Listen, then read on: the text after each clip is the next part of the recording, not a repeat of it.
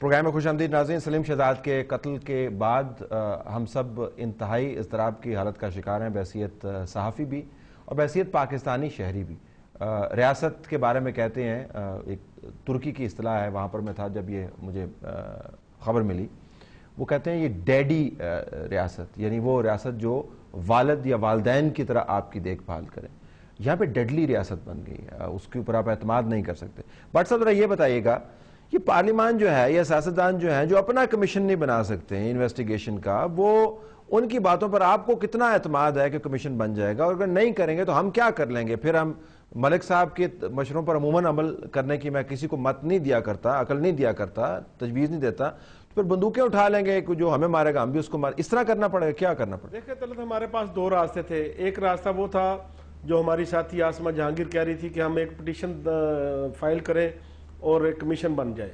لیکن ہم چاہتے تھے جو لوگ ہمیشہ جمہوریت کے نام پر ہم سے قربانیاں مانگتے ہیں, ہم ان کو تو ذرا ٹیسٹ کریں کہ بھائی اب ہمارا ایک ساتھی شہید ہوا ہے, آپ ہمارے لیے دو ہمدردی کے بول نہیں بول سکتے, ہمارے مطالبے پہ کمیشن نہیں بنا سکتے.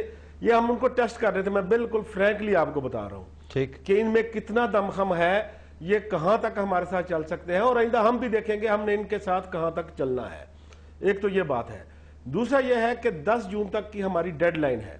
اس کے بعد ہم نے اناؤنس کیا ہوا ہے کہ پورے پاکستان سے, خیبر سے کراچی, ہم کو سیاسی جماعت نہیں ہے لیکن ہمارے جتنے بھی جرنلسٹ, اخباری کارکن, ٹی وی چینل کارکن آ سکے وہ آئیں گے, اور 15 تاریخ کو ہم پارلیمنٹ ہاؤس کے سامنے دھرنا دیں گے, اور اس وقت تک یہ دھرنا جاری رہے گا جب تک سپریم کورٹ کے جج کی سربراہی میں یہ حکومت کمیشن اناؤنس نہیں کرتی. اچھا, کمیشن بن جائے گا تو پھر اس کے بعد کیا ہوگا بٹ صاحب؟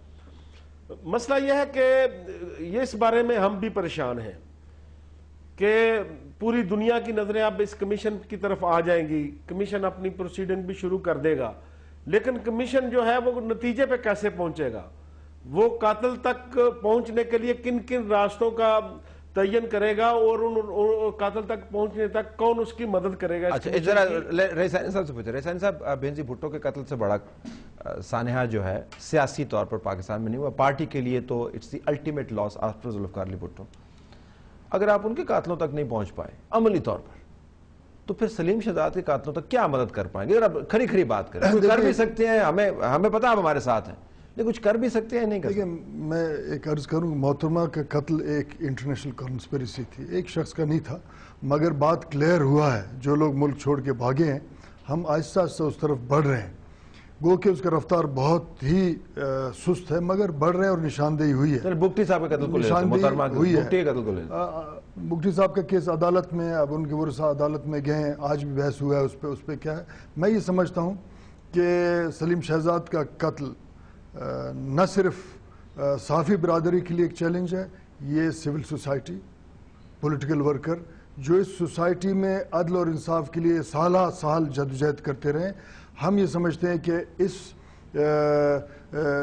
گھنونے جرم میں مرتکب جو لوگ ہیں ان کو کیفر کردار پہ, سیاسی طور پہ, اخلاقی طور پہ, یا ہم قانونی طور پہ پہنچانے کے لیے اس دائرے کو وسیع کریں.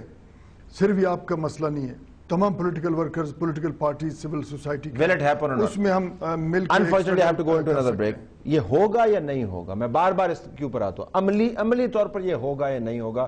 تاریخ ہماری کوئی تاباناک نہیں ہے. اگر نہیں ہوگا تو پھر کیا ہوگا؟ کیسے کام کریں گے پاکستان کے اندر؟ After this break.